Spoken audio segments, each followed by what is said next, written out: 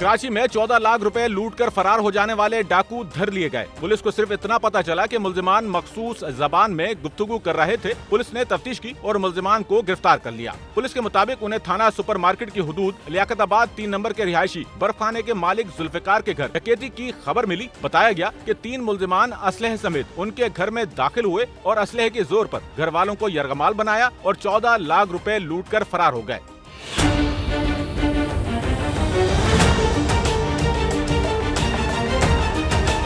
डकैती की इतला पर पुलिस जुल्फिकार के घर पहुंची, शवाहिद इकट्ठा किए और पूछगछ की। तफ्तीश की तो घर का भेदी सामने आ गया।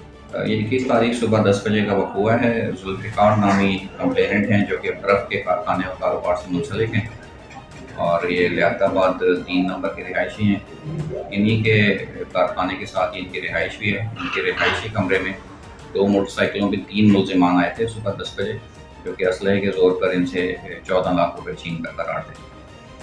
इस वारदात के बाद पुलिस ने मुकदमा दर्ज करने के बाद तफ्तीश का आगाज़ किया। CCTV फुटेज कलेक्ट की गई मुख्तलिफ जगहों से।